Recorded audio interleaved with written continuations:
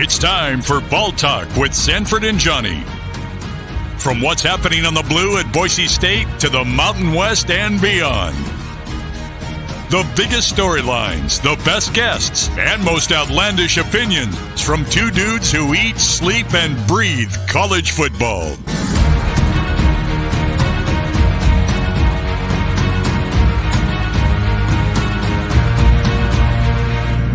Ball Talk with Sanford and Johnny, featuring former Boise State quarterback and longtime coach Mike Sanford and KTIK 95.3 FM The Ticket's Johnny Mallory on Bronco Nation News.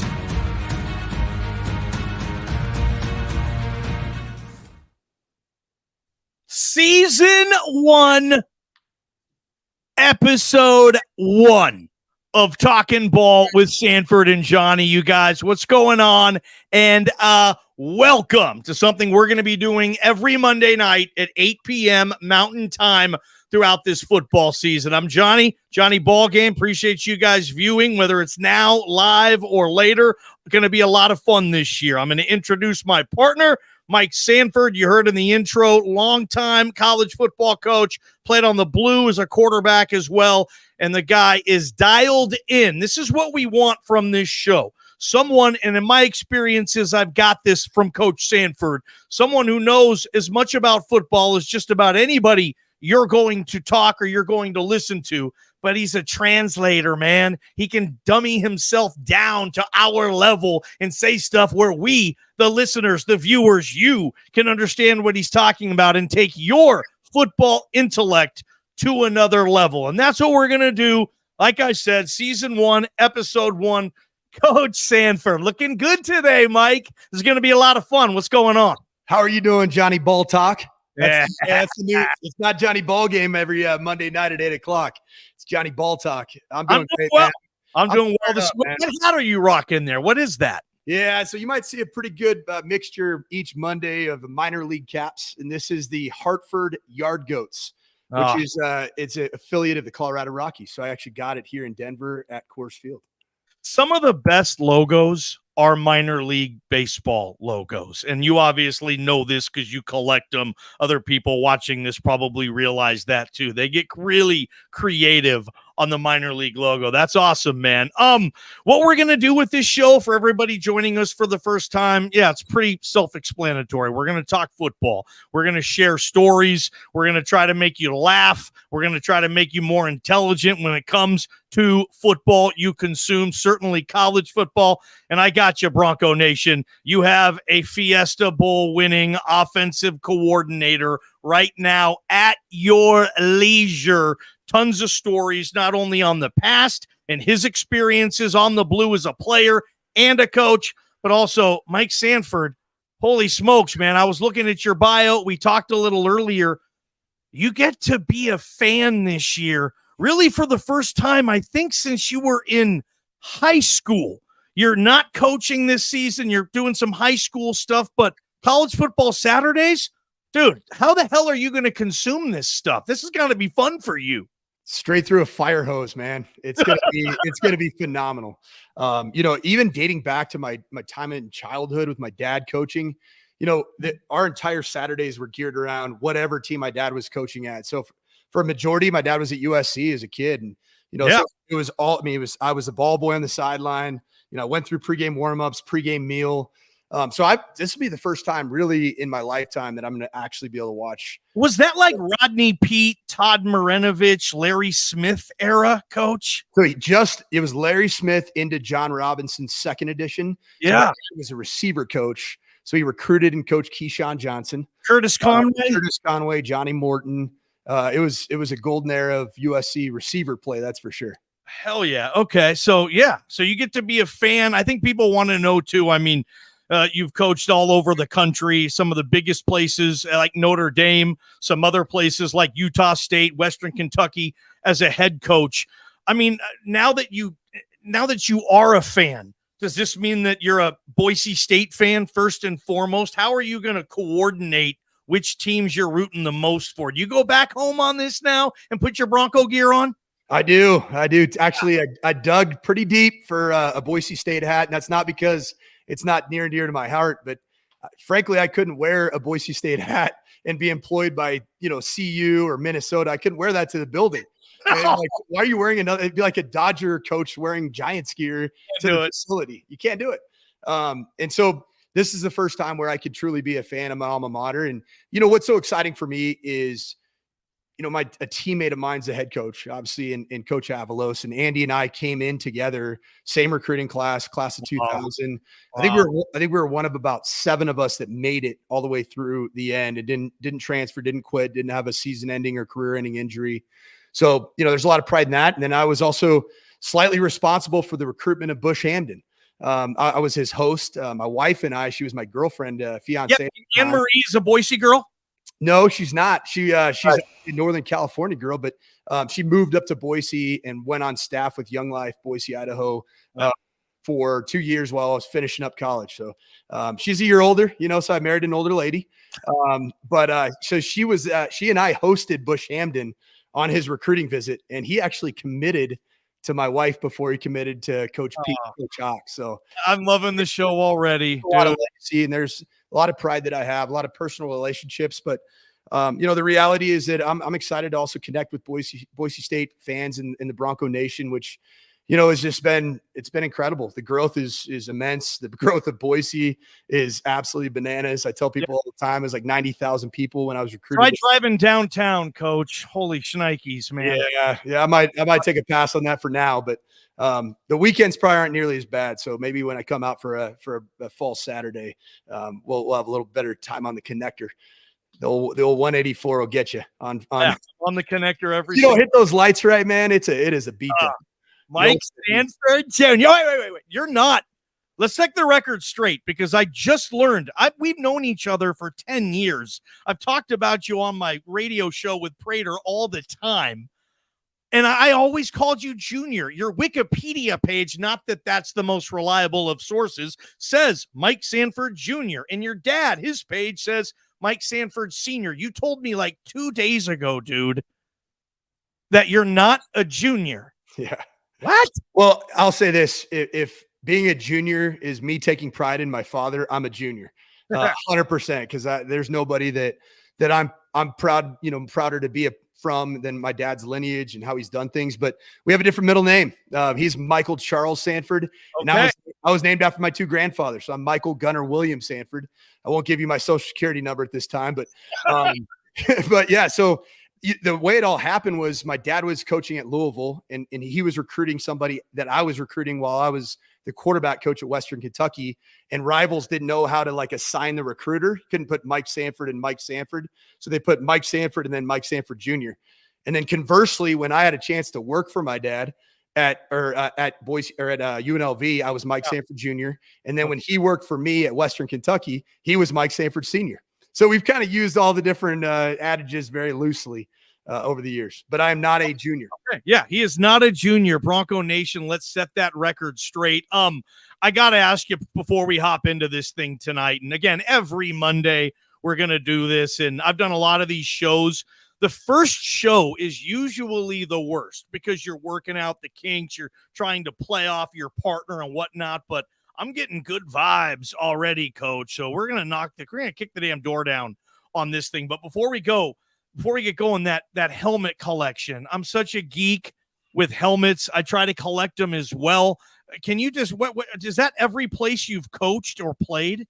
It is chronologically, and off to my left. I won't move my setup here, but you can see kind of starting at the top. I got my Boise State player helmet from the 2001 switch that we made from the cursive script. And GA at UNLV was my first job. Quality control at Stanford for Harbaugh. Yale, that's not BYU, that's Yale. Yale. Yep. WKU as a quarterback coach. Then you can see Stanford went back as the running back coach, quarterback coach, receiver coach. Black Stanford one? It was. That was badass.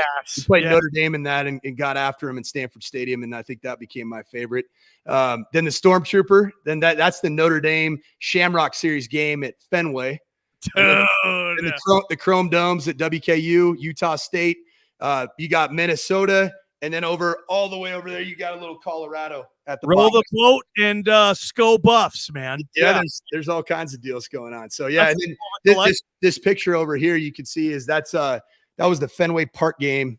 I had actually an artist from Boise. He painted that, and it's Sean Kaiser against Boston College in Fenway. It was the first football game played at Fenway Park in I think over 50 years. Where was your press box as the OC? We were in the owner's suite. It was unreal.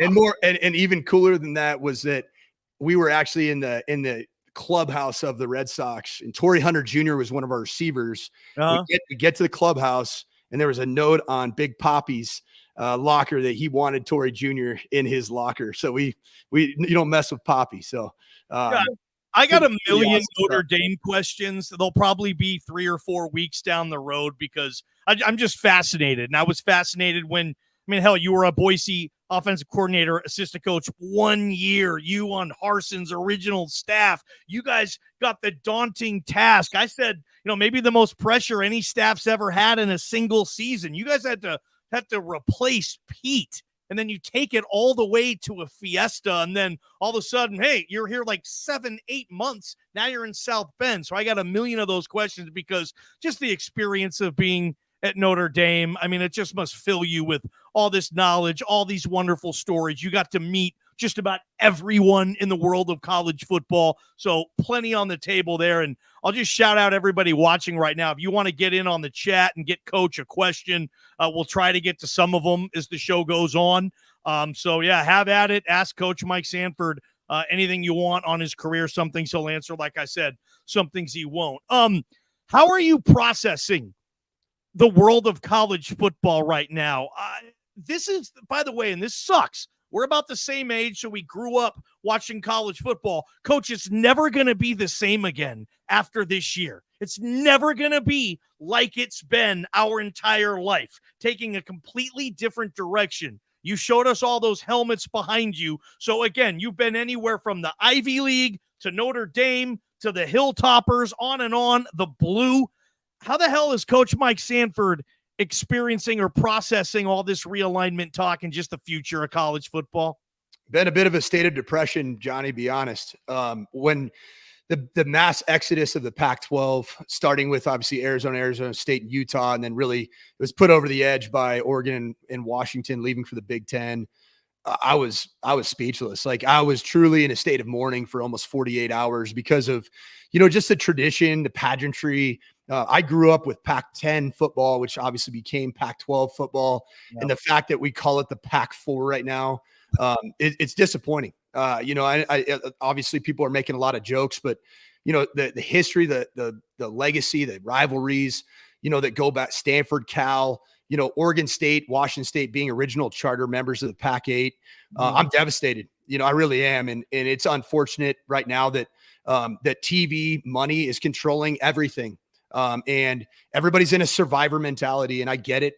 That's what you have to do. That's the American economic system. It's capitalism. It's Darwinism. We have to survive to continue to eat. But I'm just very disappointed in the lack of leadership, not just like at the level of the Pac-12, but the fact that we were like in desperate need of a college football czar at some point in time to just control this thing and get it under to a place where we can preserve some of the greatness of those early rivalries. And so I'm devastated, man. I'm not going to lie. And, I think it's really moving to a place of there's going to be 2 major conferences. That's what I keep saying. It's the true blue bloods and the major media markets. And then the really, really, really deep pocketed booster programs are all in the SEC and Big Ten going forward. That's the reality.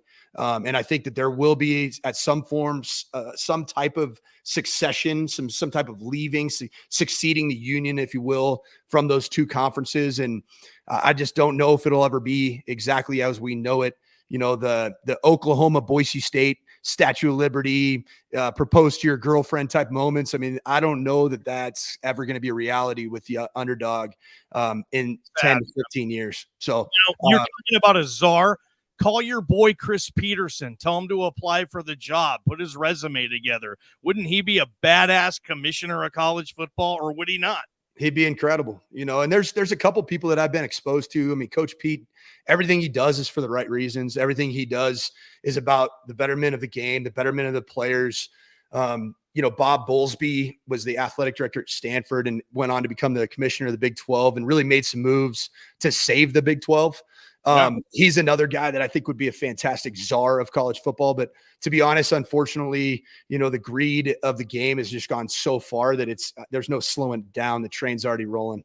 It's crazy. And I don't even know what to root for anymore. I mean, am I rooting for my program to get money? Am I rooting for my program to get to a better league? Where does winning come in? Where does going to a spectacular bowl game or winning your conference or all this? No one cares about winning a conference. UCF fan, a Houston fan, probably not going to win the Big 12 with a ton of frequency. Maybe so, but probably not. They don't care. They're in the best league as opposed to the American. They were able to win that league. It's like it's all reversed. It's all crazy.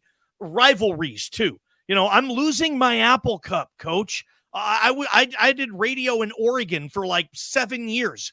The Civil War, that game is the number one sporting event in the state of Oregon every year. And that might go away. And if it doesn't, well, yippee, it's going to be in September and it's going to be a non-con. It just doesn't have the punch of Thanksgiving Day weekend. And in Oregon, Thanksgiving time, the leaves have fallen. It's cold, but not too cold. Just that is college football, dude. And they're going to be playing Iowa or whoever they're coming in from the Big Ten to play Oregon. So rivalries, and I got to mention this, my Idaho Vandals and your Boise State Broncos, when you signed up to play on the blue, you got the Vandal game every year. You experienced that rivalry as a player. As a coach, holy crap, man, you were Notre Dame. You got to do Notre Dame Stanford, actually both ends of that, because you were with Stanford. You did Notre Dame, USC. You even did Western Kentucky, Middle Tennessee State, Minnesota versus Wisconsin. You did freaking Yale, Harvard, man. You've been a part of like the best rivalries this country has. Can college football survive without that? I guess it has to. Yeah, I think it will survive because we're all going to continue to watch. That's the funny thing is I'm sitting here on my soapbox and I'm going to watch more football than I probably ever have this fall and even maybe in 2024. That's the hilarious piece, which is so American, right? You can't get more of the American way than everybody's pissed off, but we watch even more. I think that the rivalries and the lack of them, honestly, like for me, going to Boise State, recruited in 99, start out 2000. I mourned the loss of the Idaho-Boise State rivalry when I returned as an offensive coordinator. I'm like, oh yeah, why can't we play these guys? But then I thought about it. I'm like, I don't really want to play these guys because they're going to give us everything they got. It's going to be their Super Bowl. And if we win and we only win by 35, the Bluebirds are going to be mad. Everybody in that end zone is going to be looking a little bit sad. So, but even then, man, it's worth it. It's worth it. Even if the expectations are that you're supposed to blow out your rival, it's worth playing. There's in-state hatred. There's cross-state rivalries and hatred. Like I coached in the Middle Tennessee, Western Kentucky rivalry, and that was called literally 100 miles of hate because it was truly 100 miles of highway between the two schools. Yeah. And it was real. Like you felt there's a different level of preparation. There's something that surrounded that week of prep that was different because of who you were playing. And you felt it with running into people at the grocery store. Like, down in this southern part of the country, you see, hey coach, we going to beat Western this week, or beat Middle this week. We're going to beat Middle. You betcha. But I'm going to miss those rivalries. I've been fortunate to have been a part of so many incredible rivalries in the course of my playing career. Where's Idaho Boise State rank, as a player? And that question, and then go into, Coach, who cares about rivalries more inside the building? Is it the players or is it the coaches? Yes, it's everybody. Okay. And I think we all as coaches do everything we can to say it's, we got to treat it one play at a time. It's the same game. But it's really not. And where I see that Boise State-Idaho rivalry, I think a bit more is actually visiting the Kibbe Dome. And I know that sounds crazy. We were starting to play at SEC schools. We played at South Carolina, at Arkansas in my time as a player there. But when we went to go play Idaho in the Kibbe Dome and we started off a little bit slow, that place was rocking. Oh, yeah. It was you felt the magnitude of that rivalry, and you were literally in a half of a tin can. And it was suffocating. It was stinky. and it was real. And I would, if the Boise State Idaho rivalry can come back for 1 year, I'm all in. I'll be there. I'll give Coach Avalos, I'll give the pregame speech, even though I know it means just as much to him as it does to you. Oh, that pregame speech would be bitching, dude. You bring the nobody ever gave the pregame speech for the Idaho game like Jeff Pittman, strength coach legend. Legend. Nothing that was suitable for work. NSFW, an absolute classic. Well, he's going to give that this year. Now he's with Idaho State and your boy Cody Hawkins, right? Yep. He's going to give the pregame for the Battle of the Domes. That's going to be awesome. We're broadcasting from the Cutwater Studios here at the home of Bronco Nation News. Quick shout out to Row Paint, rowpaint.com. They hook Boise State up. They hook BJ Rains up. They hook Idaho Sports Talk up. These guys are the real deal when it comes to painting. And if you like shows like this, we needed to support these businesses. How about a shout out to ICCU? Look, banks everywhere are closing. ICCU is building them. It's crazy in this line of work. They sponsor everything sports in Boise. So Idaho Central Credit Union, they're going to do good things with your money. All right, Coach. So processing the experience of college football, Boise State, the rivalries, I think you have such a cool story, and I want to set it up a little bit for our audience because, you know, you show up at Boise State, you said, with the Andy Avalos recruiting class. Gabe Franklin. He was a stud. Gabe Franklin. Still is. Yeah. He was was he on staff with you? Cal. He was at Cal for a bit. Yeah, we never worked together, but just barely missed each other. Great corner. So you show up with that class, Cutter's the coach, and you guys are you're just kicking the crap out of people on all these exotic nights, scoring in the 50s and the 60s. Kind of like, hey, come here, look at us. Give us some attention here. Rank us. Well, how much more do we have to beat these guys by? You know, first it's Bart. You're behind him. He leads the nation in touchdown passes. Still the only Boise State quarterback to ever do that, Coach. You had a front row seat and a headset on to hear what was going on. You're in all the quarterback meetings, so you get this tutorial every day, not only of Bart, but obviously some guy named Chris Peterson had a pretty good handle on it too. Bart hands it off to Ryan Dinwiddie, who is just a stinking savage, running up the score with Hawk and Pete. Didn't give a shit. Sorry, BJ. He was like Jim McMahon, but a better thrower, right? Just kind of this gambling, swashbuckling, beer guzzling. I loved RD. And then you learn under him, and then you go on the coaching trail and experienced all that. But as a player, to be a part of that era, your pre-Fiesta Bowl, where you guys were going undefeated, it felt like every year, at least in the regular season. What was it like to be a part of that era, man? You still reference these guys. You probably still talk to them every week. I do. And what I would say is this, is that I was front row seat, not just to dominant football, but front row seat to revolutionary offensive football. Totally. I mean, truly the staff my first ever position meeting, Dirk Cutter's running the meeting, and he has a young quarterback coach that he brought with him as a graduate assistant named Mark Helfrich, who goes on to play for a CFP championship at Oregon, the head coach. Recruited Mariota, you know. Yes. I mean, and then all of a sudden, you know, go Coach Cutter and Coach Helfrich leave for Arizona State after my first year. Oh my gosh, Hawk gets promoted. Cool. Well, who's going to be my coach? This guy named Chris Peterson from Oregon.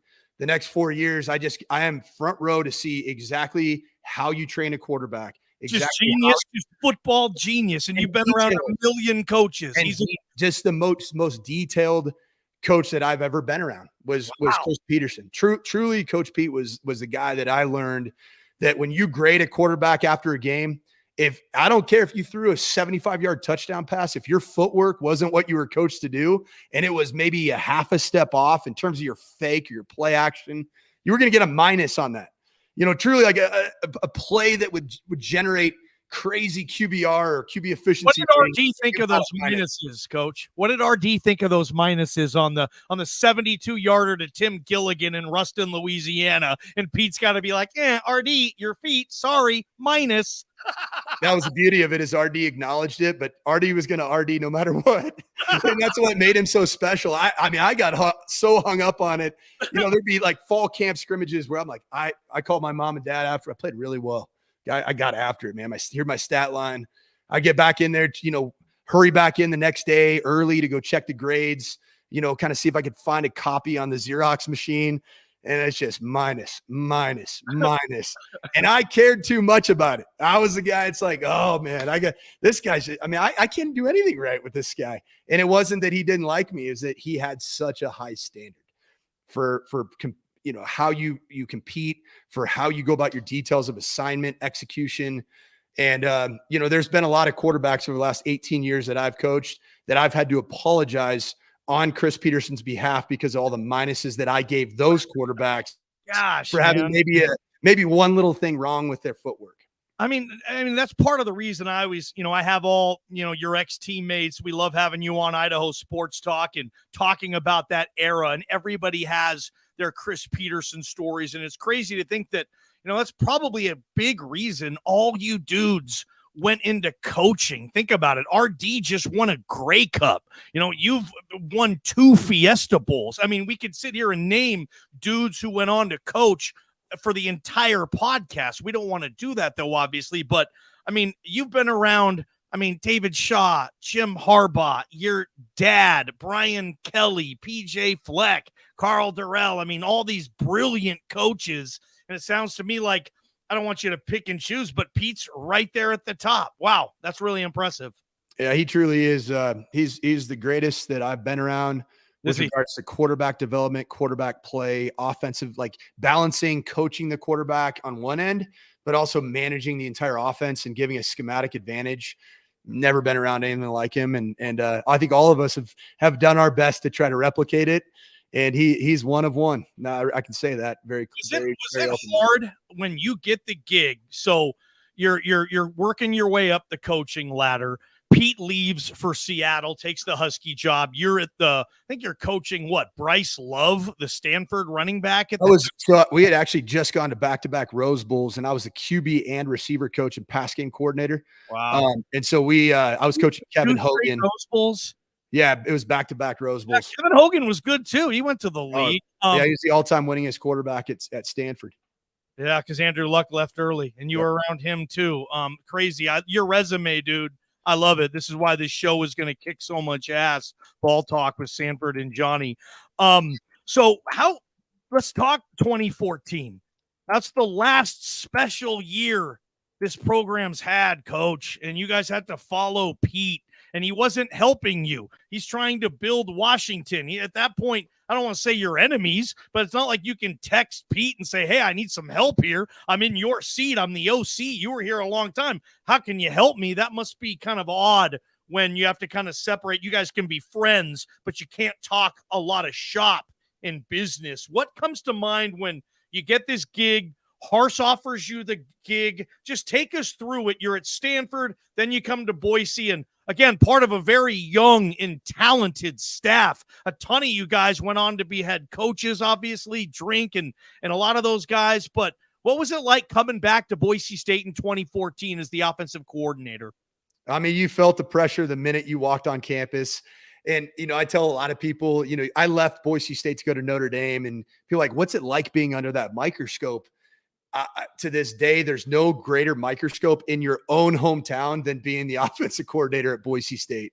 It is almost nearly suffocating because of the expectations that rightfully the fans do expect because of the history, the legacy of what has been done on the blue and what's been done, really since 1999, 1998. I think the expectations when you were following him, right? They were still like, hey, you're not allowed to lose a game here. You guys know that, right? Everything's cool. Score 60, run a lot of trick plays and innovative stuff. And then, never, ever lose. That must have been crazy, man. Sorry. Well, and everybody knows who you are too. That's the thing that's interesting. When I was at Notre Dame, Notre Dame's a national brand, but in South Bend, most everybody that lives in South Bend graduated from IU, Purdue, Ball State. Notre Dame really attracts a national contingency, and especially obviously with the faith of the Catholic Church. And it's just a different feeling. Like I could go to the grocery store right after I left Boise State, went to Notre Dame, and nobody knew who I was. I go to the grocery store at Boise State and they're asking if I'm going to make a change at left guard or right guard, or, who are we going to get the ball to Jeremy McNichols? I'll take the note down and we'll get it done. It was a tremendous honor. It was a tremendous privilege. And I didn't take that for granted for 1 second. And I loved every second of it. Obviously you look at in hindsight, do I regret leaving Boise State after 1 year? Sure, there's part of me that does. Notre Dame, dude. But I'm also somebody that does believe that we all have a plan. That there's a reason for everything. There's a reason why I'm here right now with a Hartford Yard Goats hat on, talking to Johnny Ball Talk, about Boise State football, and I'm not in training camp. And I'm all in for that, whatever those reasons are. And I'm really grateful for my time of having been the coordinator at Boise State. We had an awesome staff. Harsh led it tremendously well. What was cool? What clicked about that staff? Tell the viewers. I know, what Junior Adams was your receiver coach, correct? Drink tight end coach. Matt Miller was a player. He was.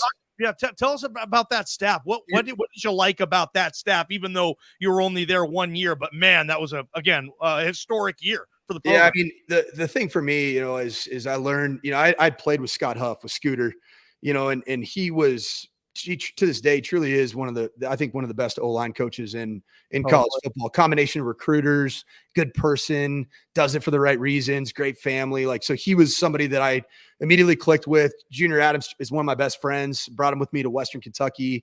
Nice. He coordinated for me for 2 years. Drink is so unique. So he's so bright. Had some great ideas. Always kept it light. He has actually more sarcasm than me, which is tough. And I think the glue of our offensive staff was Rid. Being around Kent Riddle and having played really for him. I was the starting holder on PAT and field goal, and so he was my head coach. Really, I wasn't the starting quarterback, but dadgummit, I was the starting holder. So Rid was my guy. And then to be in a place where fast forward really only 10 years. And now I'm kind of telling Rid what to do with the running back position. I'm like, this is crazy. Yeah, he was the running back coach with the J. Yes. But Rid was like the best of the best, that both as a human, as a coach, the gel that I think really brought our staff together. I think there were a lot of big ideas in that room, a lot of, including myself, big egos. And I think Rid was the guy that kind of always, it was almost like that uncle that you always want to have. It's like, hey man, yeah, you should probably ease up on that. Or, he pulled guys aside. I think that was a big part of it. And then, Harsh really drove us. That would to be the most creative that we could be. And really always was like, it was almost like we put the game plan together. And it was like, he's like, this is boring. He gave you a lot of freedom calling plays. Totally. Yeah. 100%. So he would just say something like, hey, Mike, run the ball here if it's 4th and 2, or would he be like, hey, run whatever you want? What was typically, tell me a story of you and Harsh during a game when maybe you're up top and he's on the sidelines and maybe you got along or maybe didn't on a certain play. Do you have anything there? The great thing about working for Harsh as a head coach, me being the coordinator, is that he had gone through that exact relationship on the coordinator side. And I think Pete really did a good job as well, with really not trying to get in the way of the flow of your play calling. Now if things weren't going well, see the Air Force game, 2014 Air Force game, 7 turnovers. Yeah. We dropped down to 2-2, and Bronco Nation's not exactly a Mike Sanford fan at the time. Start Ryan Finley. That's what everybody was saying. Get your boy number 9 out of there, coach. You got to start Finley and prepare for the future. I think I said that on my radio show. I'm sorry, man. Yeah, but what I would, you were wrong. So that's okay. It's not the first time. And if I go into this space full time, I'm gonna be wrong a whole heck of a lot.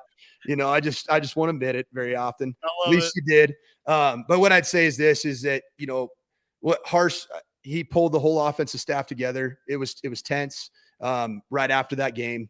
And he put his belief behind me as the play caller. And, really, I stood up for Grant.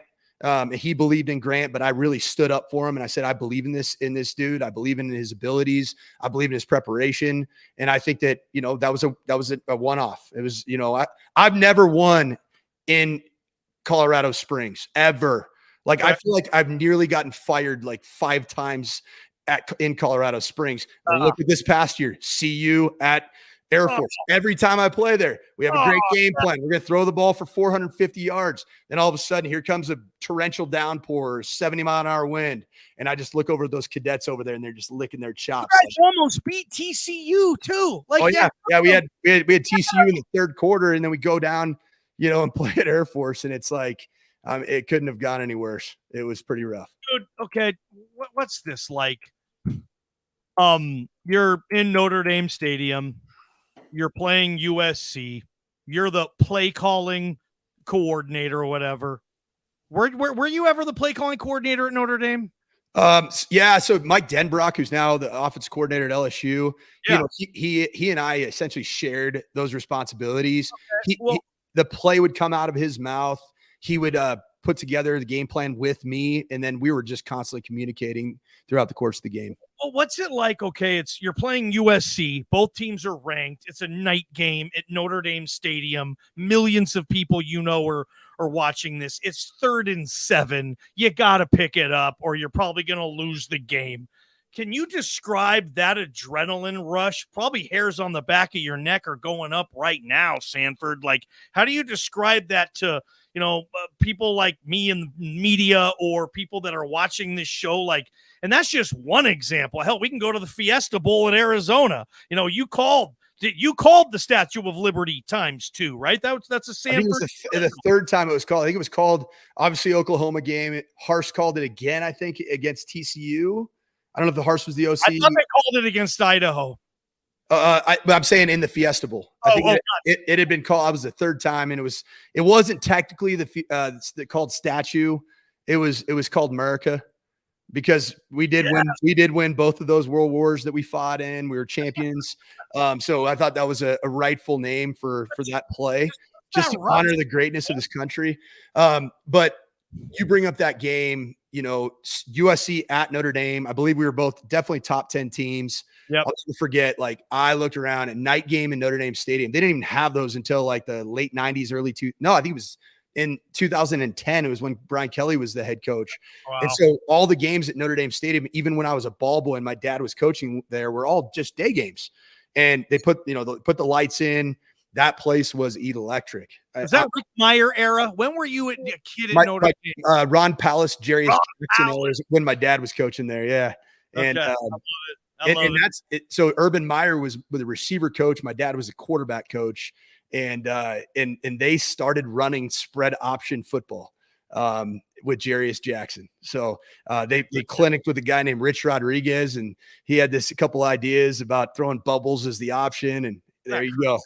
So, but thinking about that moment, moments in my coaching career, there's a game plan play that Denbrock and I believed in. We wanted to open the game with a bang. And, we had Will Fuller playing X. We got into a tight split, which we knew was going to get a certain check out. I think Wilcox was the DC there, maybe. Yeah. But we were going to get a particular check. And it was the craziest thing, because right before the play, the corner for USC, he was like a first-round draft pick. I'm drawing a blank on his name right now, 2015, 2016 era. Adoree Jackson. There it is, Adoree, my man. So Adoree goes up to Will Fuller.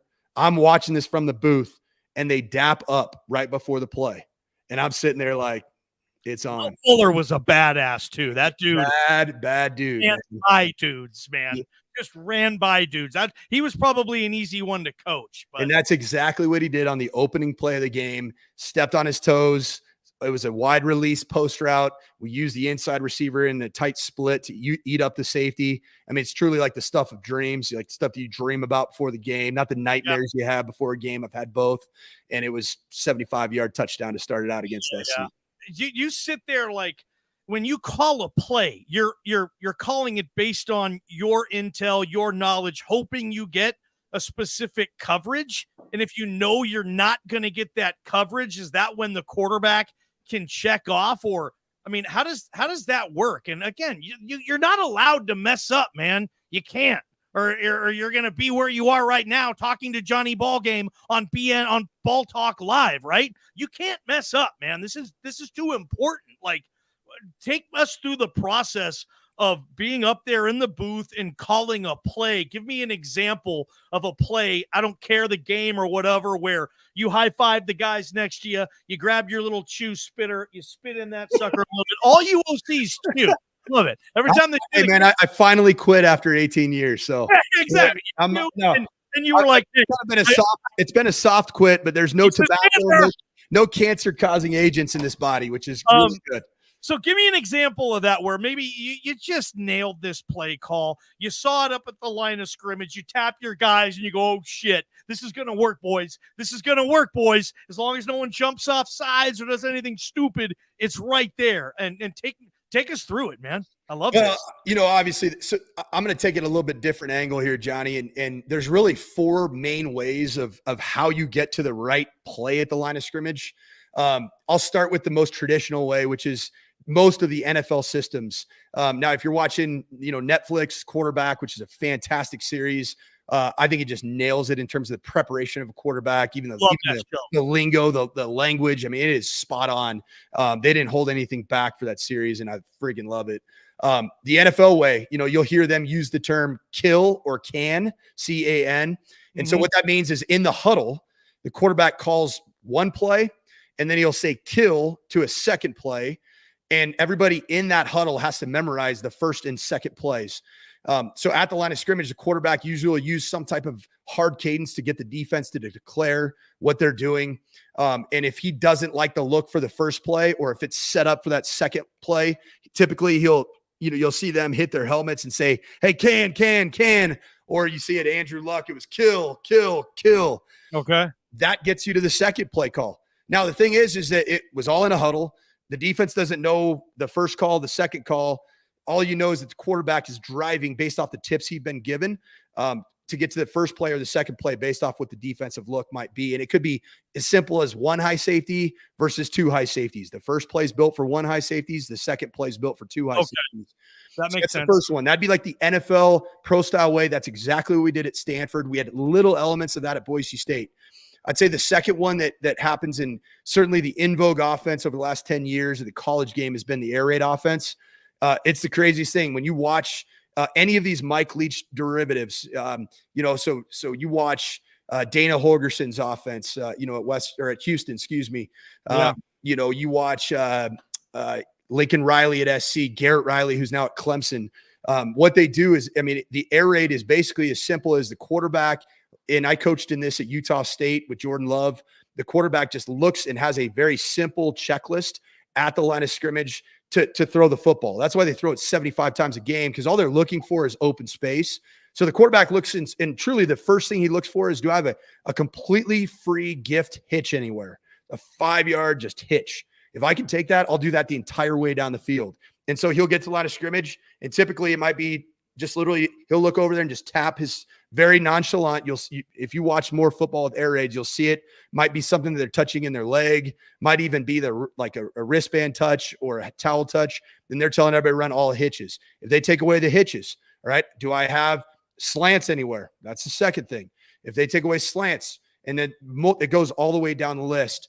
The third offensive system, certainly really made famous by Chip Kelly at Oregon, is just pure tempo. And the premise there is that every play that we have, run or pass, it should have some type of out, whether it be throw the bubble screen because the numbers are too strong in the box to run the ball against the defensive numbers that we see. So I'm going to throw the bubble or a now screen, which is the 1-yard stop route. And or it might be now with the RPO. So now that obviously those are more down the field throws based off the run game. But the belief on that third system is that your tempo is going to cause misalignment. You're not going to allow the defense to change their look because there's no time to change their look. And the quarterback should have simplicity in terms of where to distribute the ball, whether hand the ball off, pull the ball on the defensive end, or triple option on the perimeter with a bubble. And then the last one is the sideline look. which is where everybody, is at the line of scrimmage, quarterback calls out, sometimes there's no play given. Sometimes there is a first play given. And, you give that first play, quarterback hustles the line of scrimmage. Everybody hustles the line of scrimmage and says, down, set, go. And then all of a sudden you see all 11 guys look to the sideline. What they're looking for is the coordinator who's up in the booth is to say, I like the look or I don't like the look for the first play I called, or I'm just going to get a look at what the defense is giving in terms of their look, and we're going to go counter it. So I love it, man. A bunch of young, smart people got their hands on college football, kind of away from the old school 3 yards in a cloud of dust era. The formations. You watch a game from the 80s and you have split backs. I love it. That pro set up. And you guys, like you, Harsh, like in Boise State, like you said, you guys were at the forefront, on the cutting edge of basically where college football is right now. It's freaking insane, Coach Sanford. And we're getting smarter by the second listening to this program. You probably don't get to Notre Dame without Brian Harsin, right? I don't know 100%. if you guys don't go to or win the Fiesta, you're probably still coordinating Harsin's offense in 2015. That's kind of the double-edged sword. And you've been a head coach too. And I'm sure if we ever talk to Harsh, if we can ever get him on this show, he would probably say it's wonderful to win a Fiesta Bowl, but then all of a sudden, crap. My coach, Sanford's phone is ringing. It's Brian Kelly. He has $1 million. And what am I supposed to do now? And, you've been through both sides of that as well. Like, do you ever think about that? Like, if you guys didn't win that Fiesta, you probably wouldn't have got the Notre Dame gig, or am I completely wrong on that? You're completely accurate. I mean, I'd say that I think some of the calls that my agent was fielding were preceding the actual Fiesta Bowl game, but that's coming off of, what was it? A 11-win regular season, including the Mountain West Conference Championship. So 11-2, then 12-2 after winning the Fiesta Bowl. But after that Fiesta Bowl, it got pretty hectic, to be very honest. And, the thing that's interesting is that, looking back and, the optics to the average Boise State fan is that I was one and done, and that's a reality, and I got to live with that. Right. But, the amount of no's that were said on my family's behalf, we said no to quite a few really good opportunities. Coach. Yeah. Okay. I'm being very honest, right? I know you are. That's why we're going to love ball talk every Monday night. Yeah. It was almost nearly at the 11th hour that I was staying at Boise State. I told Harsh I was staying at Boise State, and, there was a different connection to a place that I had grown up at. I'd been on the sidelines as a kid. At Notre Dame. Yeah. And it was my sister's an alum of Notre Dame. She married in Notre Dame, a Domer. It was a place that I loved living. Was he like, dude, I get it? I mean, yeah, it's Notre Dame. I mean, I felt that way for when Harsh took the Auburn gig, whether he wanted it or not. It's kind of like you just kind of have to take it in this world of college sports. And I don't think. I mean, I've been a head coach and lost. Yeah, I lost really good assistants too, and you never want it, right? Now there's times where you lose an assistant and you're like, man, that was actually good for the program. I think you can have them. I think it was bittersweet. I think he was proud of me and the year I had, but it was short lived, man. It was hard, Yeah, that's the reality. And it was a hell of a run, that one era, and it's hard to imagine. And that's where I'm taking it now on Ball Talk. Quick shout out though, Blue and Orange Store. You're going to want Boise State gear. Mike Sanford just bought some today. He's a fan now. He doesn't have a team he's coaching for, so hopefully we can get him on the blue. He's going to hit up the Blue and Orange Store. By the way, already did. So I was looking for a new era 7 3/8, and Blue and Orange Store came through for me in the club. Hey, what number were you, Coach, on the blue? I was number 2, man. I rocked the same number my dad wore at SC. So I want a Sanford throwback number 2 jersey on the rack at the Blue and Orange Store. I can guarantee they'll sell at least one. I have never worn any article of Boise State clothing ever. I would wear a Mike Sanford. Give me a white Sanford 2 throwback. I'm serious, Blue and Orange Store. Put those on the rack.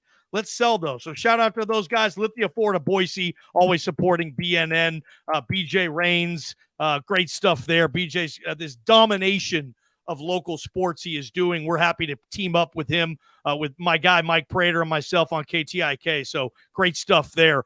Lithia Ford, you're going to buy a rig. You're going to buy a rig from Lithia Ford. Okay, here's my next spot. Sticking with the good-looking family right there in front of Lithia. Look at those. Look at that crew right there. Oh, man, where are they going on a hike there? That's definitely I'll tell you what, it was fun in our practice round to have Naismith and Nelly on the they were on the mic. They were working the aux chords. It was pretty fun. So I'll say this. I just bought my first car. I've always had a dealer car. So I bought my first car. My wife's had a car, obviously, but so I went out and got the little Ford Bronco, not the big one. Never have bought a car. You've never bought a car only for your wife because they like you get what kind of car does Notre Dame give you? I was always a Ford F-150 guy. That's my But then I went out and I wanted something that was good for getting up to the mountains. So I went out and bought myself a Ford Bronco Sport, the little guy, and absolutely love that car. Pretty affordable too. Hey, are you surprised? I mean, I think the whole Bronco Nation is like, it's hard to think that 2014 was the last time they were on that massive stage for college football because we got so accustomed to just, this is where Boise State goes. And they've knocked on the door. Harse was winning 10 games every single year. One year, he had one loss and totally got passed over, and he probably shouldn't have. But where are you with the team right now? I know Bush. You said you're the reason Bush Hamden committed. No, not the reason. I was a part of the story, Jim. Yeah. I embellish. Okay, more Anne Marie than me, to be honest. More your wife, but I guess my question is, where's the program now for you? And you, from afar, I get it. You've been in with other gigs, but when you can, peek at Boise State a little bit, a lot of the guys still here. Dale, I'm sure you're still bugging Holstein for gear. Where's the program now for you? I mean, I think it's a very exciting time. I think that the momentum coming off of the 22 finish to the season was exciting. I'll say this. I think in the 25 years that I've been associated with and followed the Boise State program, I think this is the most talent that they've ever had behind center. I think Talon has physical attributes as the game has been shifting more towards the duality of a quarterback's threats. Obviously his athleticism, his ability to be a threat in the run game, to be able to tuck the ball and take off for major gains. And then to have the ability to have a Halani and a Genti right next to you at the same time. Crazy. There's Jay Ajayi and Jeremy McNichols. Is this the most talented two backs maybe they've had since you guys won a Fiesta Bowl with those two future NFL kids? Yeah, and I feel like Halani's been there for 17 years, man. I think I might have been teammates with the guy. I think you played with him, or you recruited him in 14. He shredded us up when I was at Utah State, and that feels like it was 100 years ago, in 2019. But I think that there's a ton of talent. I think they've shored up the offensive line. I'm excited to watch the team this year. I think the challenge is always going to be, here come legit expectations, right? And rightfully so. You got a defense that's been playing good football for a while now. I mean, it hasn't been a porous defense by any stretch of the imagination. Very sound defensive scheme, cutting edge, kind of in that. I'd say they're in that Aranda, Wilcox kind of tree of defensive coaches. That 3-4 kind of structure that can shift, play multiple looks. I think that the sky's the limit for this football team. And I'll say this as an alum, as a fan, I have big expectations for what they're going to do this fall, and I'm ready for whatever may come their way. And I'm excited to talk about it for the next, 15, 16 weeks. They go to a Fiesta Bowl. We're going to keep talking for a while here. Go live from Phoenix, or if you ask me, Glendale or whatever. Hey, your boy Dirk Cutter, how much did he bail this thing out last year? He just worked his magic. And I think, I have a great relationship, with the previous offensive coordinator, Tim Plow. He's a tremendous coach. If you were to, man, I got a great person, tremendous coach. The recommendation that I got from Coach Pete when I was putting together my first staff for Tim Plow was significant. And obviously I considered hiring him, but I had a familiarity with Junior Adams and had worked with him. So it was already kind of a done deal by the time that Pete and I talked. But I just think, different times and different, roster situations, different relationships with the staff.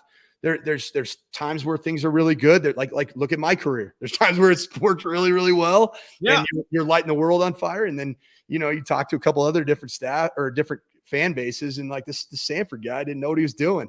I thought I was a better coach in those years, to be honest. Isn't that crazy? Yeah, the coaching ladder. It's almost like it's not how good of a coach you are. It's almost how lucky you are to be in the certain positions you are at certain times to be able to climb that ladder. Like you talked about with you capitalize off a Fiesta Bowl win in 14 and you get the Notre Dame gig, a place that you've lived. Didn't you go to elementary school in South Bend, Indiana? No, I went my sophomore and junior year of high school. Oh, you were in high school. Oh, even more so. Yeah. Man, that's crazy. More on the team this year. You talk about the quarterback. What's your relationship like with Bush? What do you know about Bush? I don't know if you've had conversations like this, Sanford, but you know what he likes to run.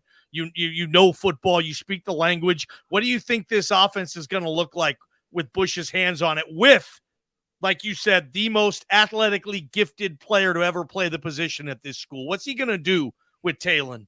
Well, one thing that I think that you're going to see for sure is you're going to see Coach Pete's influence on Bush.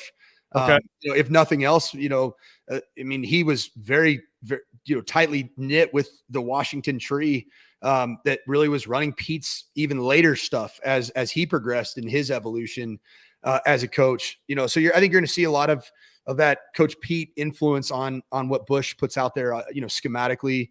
I think Bush has a belief in running the football to win championships. Anytime Boise State's played in those Fiesta Bowls, it hasn't been 60, 70 pass attempts a game. It's been a good balance, a dominant run game. I think this, and I haven't talked much to Bush, outside of, just checking in here and there. I don't really like to get in other people's, business when I'm coaching and even when I'm not, cause I've been there when somebody asks me some hard questions. I'm like, bro, like you're not the media, man. What are we doing here? But I would, my advice to Bush, and I'll tell him this, is you're here for a reason, because of your experiences, because of the knowledge and the wisdom that you've attained over your career of coaching, but have conviction. Have conviction in what you call, when you call it. And don't just, if you believe in what you're doing, your players will believe in what they're doing. And I think that's my biggest thing, just to Bush, is just to have that conviction, because frankly, like Coach Cutter, I can't imagine filling his shoes. I think Dirk Cutter is one of the best. One of the more fabulous jobs in coaching you've seen. Dirk last year, what he took over. I mean, they were 2-2, dude, and they got their ass kicked in El Paso. And I watched that game. I host the post-game show, Sanford, on KBOI, me and Prater. And we had 300 calls, and everybody needed everybody fired, and the program was done. And I mean, it was Armageddon. I'd never seen, Boise State fan base. And that was the low point that I've ever seen. And I've been in this town a long time talking sports on the radio. And I mean, just the job he did coming in and flipping it. And my gosh, man. Yeah. I got to know Coach pretty well this year. Dirk Cutter's just a cool dude too, man. I will hang out with that guy and talk football any day. And I'm sure you will too. Yeah. And I only got him for 1 year as my coach. Yeah. And he had a profound impact on me, and he's demanding. He's black and white, I think he just did a really good job of playing to the skill sets of Talon. Got Talon in a rhythm. I think that's gonna be important for Talon now that he's going into the season even maybe some Heisman talk, right?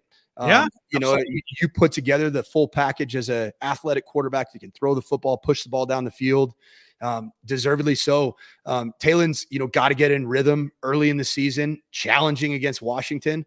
I'll be very candid. Not great news for all Boise State fans, but last year at CU, we had a daunting stretch of the last 4 games after I had taken over as the interim head coach. We played USC, Oregon, Washington, and Utah in back-to-back weeks. Brutal.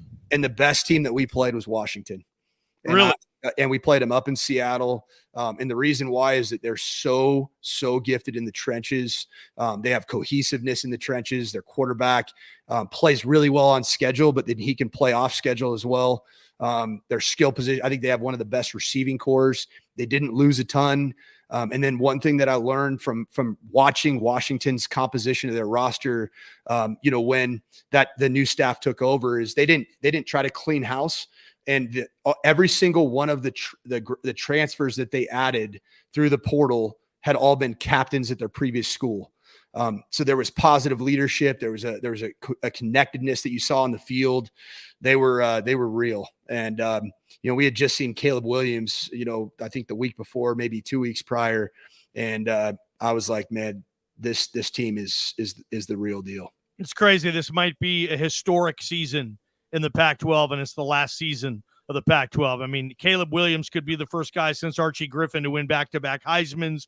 Hell, they could have a team in the CFP this year. They haven't had that since your man, Coach Pete, took the Huskies there in 2016. I mean, just a historical year, and then poof, it looks like it's going to be gone. I wanted to get to a couple of the comments here. One person asked what your thoughts were regarding Deion Sanders. I mean, he replaced you. You obviously wanted that gig. You wanted them to lift the interim tag. I was crossing my fingers it was going to happen for you.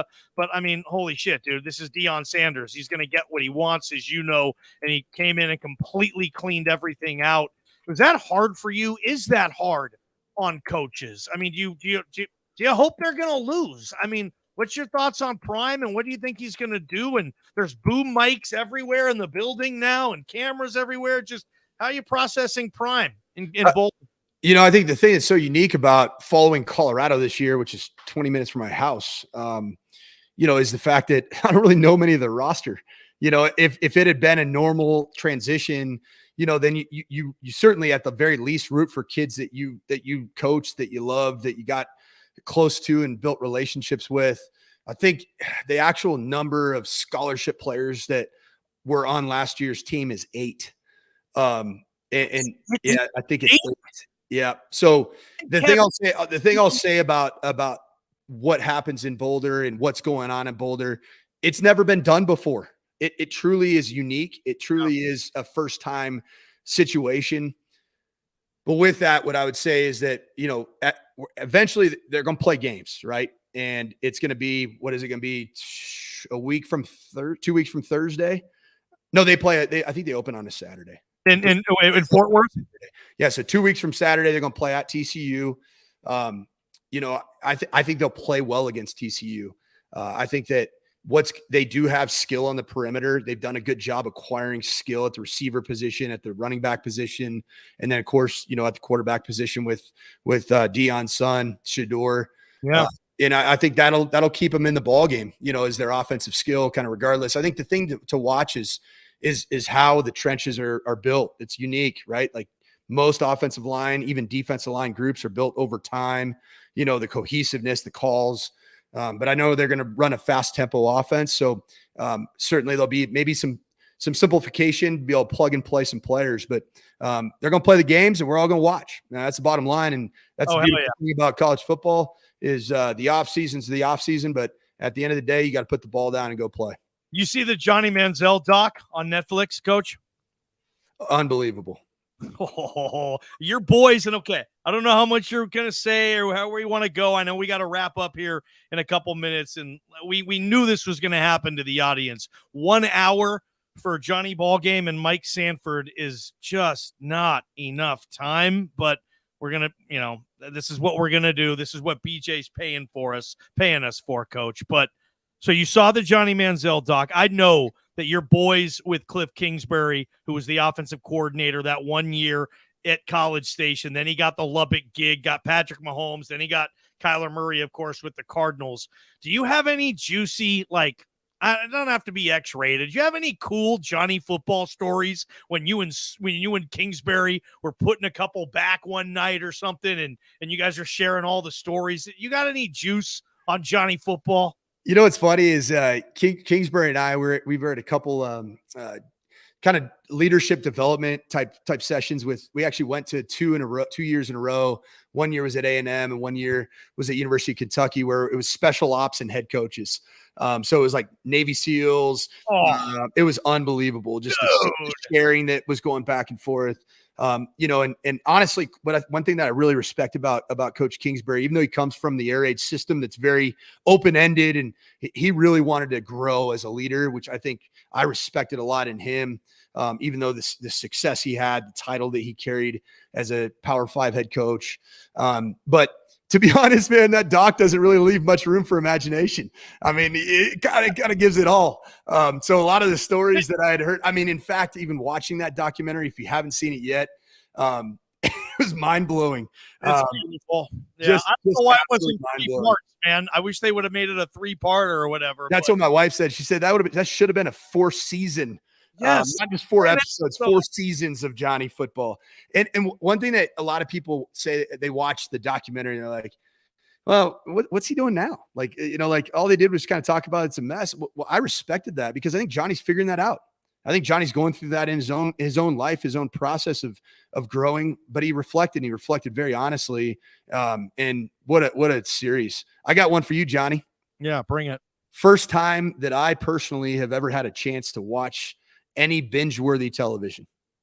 Okay. And for our viewers out there as well, what is your number one most binge-worthy series that you just truly cannot stop watching? Like it turns you into a television bender type situation. And then you're absolutely worthless on the radio the next morning. Oh God, I have. And I've done this a lot, Coach. I watch a lot of, I'm a fan of the arts, as I like to say on the air. Yeah. I would say seeing your tank top yesterday, I could see that. Yeah. Tank top, you had some good arm pieces on you. You seem like an artistic guy, man. Number one for me is The Sopranos. Have you seen The Sopranos? I have not. Okay, I've seen the series 3 times the whole way through, and each time it gets better because the first time I saw it, I was 20. I didn't know much about life. Second time I saw it, I was 30. I was getting there. Third time I saw it, I was 40. I got it. That type of thing. The Sopranos would be number 1 for me. Number 2, you've referenced it, Breaking Bad, man. Have you seen you've seen Breaking Bad? Yeah, I mean, I got so hooked on it, and this was about 5 years ago. And then, of course, I had like a week time of actual true vacation. My wife and I binged it, and then all of a sudden, guess what started? Training camp. So I never picked it back up, just enough to know that you had a similar look going, last night when we were practicing the show. But we have a couple of really good ones here. We got ROT Niner said Eastbound and Down. Need to watch that. I heard it's absolute classic. Yeah, I mean it's not tasteful. Anne Marie will either think it's hilarious or she'll hate you for even liking it, type of thing. The other ones I wanted to mention, The Wire. It's 25 years old now, but it still holds up. Okay. It's about, the gang wars in Baltimore and cops, and sometimes the cops are the villains, not the heroes. Great show. Game of Thrones is on my list. Are you a Thrones? I went GOT pretty heavy, and then football season started. Similar theme here, right? And that's one of those shows that you can't take 6 months off and jump back in. It is heavily plot intensive. Yes, characters. There's a lot going on. We got Spartacus. Do you know Spartacus? Double O'Neill. Haven't seen that one. Better Call Saul is that's kind of a spinoff of Breaking Bad. A lot of people like that too. I have one that I want you to write down, Coach. No one I know has ever seen this show, and I've watched it through twice now, and it was just as good the second time. It's about I'm really anxious to see where this is going. It's about an MMA family. Okay. Basically a dad who was an old MMA legend, and he has 2 sons. One of them is a Jonas brother, Nick Jonas, but he's a tremendous actor. What is it? Kingdom. Yeah. I started that one and loved it. It's only 40 episodes. It's 3 seasons. And for everybody else tuned in, I don't know who's streaming it now, whether it's Peacock. I think that's where it is, but watch Kingdom. I mean, I can't stop seeing it. I can't stop watching it. I'll watch, Coach, like you got to wake up in the morning and you're like, yeah, screw it. I got one more episode in me. My girlfriend never wants to, though. She's always like, no, we're going to bed. No, I'm not staying up for another one. So I always got to fight that. But yeah, there's a couple for you there. This is going to be a fun fall for you. You get football as a fan, right? You're watching the all 22. Here's the best part for you. When a team loses that you're rooting for and it pisses you off, You don't have to immediately put the damn film on and try to correct a bunch of stuff. I was talking to Cutter about that. Like Dirk, I was like, I'm a Seahawk fan. And when they lose a game, I can't think about it. I can't watch it. I can't do anything. And I was telling Coach, like, dude, you got to go. You have to rewatch it instantly. And of course, Coach is like, no, that's the best part because you get to clean up all the mistakes. I'm like, yeah, but you don't have to do that this year. You just get to watch football, watch your TV shows, coach a little high school ball, and watch your kids grow. I mean, and collect a check. What the hell is it like collecting a fat ass check once or twice a month from a school that you don't work for anymore? It's weird, man. It's weird. It's weird. So, Johnny, can I give you my shows though? Yes. Okay. Inner workings of college football at the highest level are on display in the show Succession. Okay. So if you watch the show Succession, give it some time through. It's on Max. Yeah. You got it. It's not HBO anymore. It's just pure Max, just Max. Yeah, you're right. It is. They did do that. But that show, you want to talk about the high pressure, high stakes, and then people absolutely losing their mind under the head coach or under the CEO or founder of the company. So there's football. So when you interview like offensive coordinators after a game or in training camp, and we all look like we're lifeless, we're pale, pasty, like that is what is going on in these major companies, which Succession covers, a media mogul company, and then all the family dynamics of who's going to take it over if and when the old man gives it up, Logan Roy. So comparisons. So you draw comparisons within the building of being on a coaching staff to Succession, the same type of CEO environment. Especially the higher the stakes were, you get into those Big Ten, Notre Dame type situations. I mean, there's a lot, there's a lot of stuff that none of us will ever talk about. And I won't even talk about it on Ball Talk. Yep. I'll take it with me to the grave. And I respect that. That's Succession, man. And then what else are you watching? Living where I live, Yellowstone, man. Love Yellowstone. Just I feel like I live in Yellowstone. I live, kind of a little bit out from the Front Range. So it's really all ranch country out here. And, I'm just, I'll walk into my local coffee shop or local craft brewery, and there'll be a cowboy that's packing heat, just walks right in next to me. And I'm like, that's any beers to recommend if you're done with TV shows? Like you're into the micro brew scene, aren't you? Yeah. Colorado has a few. I mean, I feel like the craft beer was invented here, and I know you as a Northwest, you're going to take the Seattle, Oregon, the Washington, Oregon, Portland breweries, Bend, Oregon. We got some good ones too. I'm just more of a brewed at altitude kind of guy. I just think that there's some beauty in it. I would say there's two that I would recommend. One in the county I live in is called Weldworks, WELDWERKS. Phenomenal. So when you come to play, you need to come first of all to the CSU game in Fort Collins at Campus State. Can I crash at your house? Yeah, I got a few rooms for you, man. You can even bring some friends. I think we got three extra bedrooms for you. So anybody who gets in the comments, man, you never know. Party Sandy's, I love it. And then the other one is up if you ever ski in any of the resorts up at I-70. It's in a town called Frisco. It's called Outer Range Brewing Company, ORB. And both those places make some of the best just variety of things that I've ever tasted. Making me thirsty, man. Coach, quick shout out again, Ball Talk, Sanford and Johnny. This is episode 1, you guys. Episode 1. This is the worst episode we'll ever have. That's awesome, man. I think we're doing pretty well tonight, Coach. Yeah, I got Bronco Blameyer said, got to save something for episode 2, guys. Yeah. Hey, Bronco Blameyer, there is a lot left in the tank for these two cats. I think that's your boy Gene's nephew, by the way. I love Gene Blameyer and Joe. Big fan of that family. And what Gene did for Boise State was incredible. And what he did for San Jose State, made them into a competitor by hiring Brent Brennan and just what and even Mike McIntyre in the era they had with Mac. I mean, I saw it firsthand just down the road at Stanford. All of a sudden, he got a rough deal in Boulder a little bit, Coach. Yeah, he was the most successful coach over the last quarter century in Boulder. And they pushed him out after 2 bad years. I don't know. Yeah, I mean, there were 5 and 7 years. So Yeah. John Kelleher's going to the CSU game, so I hope that my wife hasn't booked something for me to travel to, so I'm hoping I'm around for that game because it's only about up and do this at a brewery or something. BJ's in the studio here. He's saying, yeah, he's going to set that up. So WeldWorks would be a good one, man. In Fort Collins. I might be doing some post game stuff, but I'll see what I can do. Quick shout out to Taco Bell. Make a run for the border. Think outside the bun. Yo, Kiera, Taco Bell. They're everywhere. They're open late. I spent $47 at a Taco Bell on New Year's Eve a couple of years ago at like 3 a.m. and my stomach's still thanking me, Coach Sanford. Also, shout out to Circa. Next time you are in Las Vegas, Mike Sanford, I want to see you at Circa. It's the greatest sports book that has ever been built. I was there with BJ last month. It was absolutely terrific. So shout out to all. I got in the absolute dream of a sports fan pool. I mean, mind blowing. At Circa, mind blowing.